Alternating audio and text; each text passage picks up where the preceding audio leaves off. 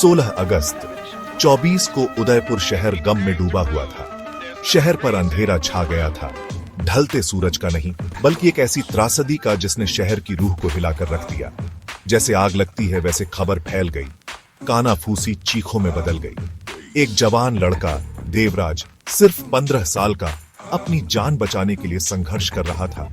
सरकारी स्कूल का छात्र देवराज मासूमियत की तस्वीर था।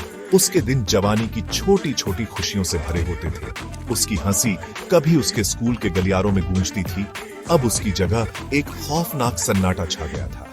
अपनी शांत झीलों और जीवंत संस्कृति के लिए जाना जाने वाला उदयपुर शहर एक ऐसे दुख से जूझ रहा था जो उसकी नींव में समाता जा रहा था।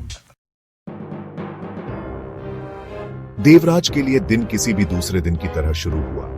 वह स्कूल गया, उस आतंक से अनजान जो उसका इंतजार कर रहा था। उन दीवारों के भीतर जिन्हें सीखने का सुरक्षित स्थान माना जाता था, वह बेहोशी की हिंसा का शिकार बन गया। एक साथी छात्र ने, जिसके अंदर नफरत भरी हुई थी, जो उसकी कम उम्र को झुठलाती थी, देवराज पर हमला किया। चुना हुआ हथियार, एक चाकू, न केवल देवराज के शरीर में बल्कि समुदाय के ताने बाने में भी घुस गया।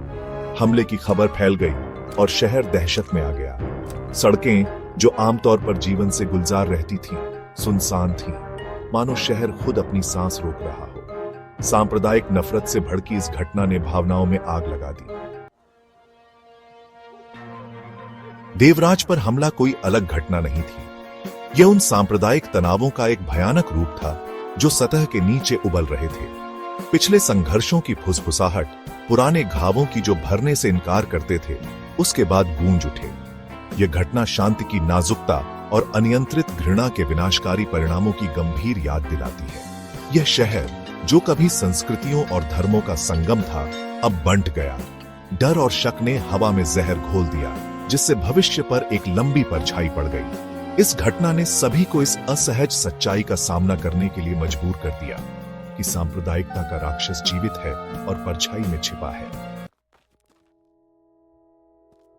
जैसे ही देवराज अपनी जान के लिए लड़ रहा था, उदयपुर शहर ने अपनी सांस रोक रखी थी, दुख और गुस्से में एकजुट। अधिकारियों ने व्यवस्था बनाए रखने और आगे हिंसा को रोकने के लिए सुरक्षा बलों को तैनात कर दिया। हमलावर को पकड़ लिया गया, लेकिन उसके कृत्यों के निशान गहरे थे। देवराज का परिवार बिखरा हुआ और टूटा हुआ अपने समुदाय में ताकत ढूंढ रहा था। उन्होंने न्याय की मांग की, न केवल अपने बेटे के लिए बल्कि एक ऐसे समाज के लिए जो अराजकता के कगार पर था। यह घटना एक वेकअप कॉल थी, एक कठोर याद दिलाती थी कि शांति और सद्भाव के लिए लड़ाई एक निरंतर है, एक ऐसी लड़ाई जिसे हर एक दिन लड़ने की जरूरत है।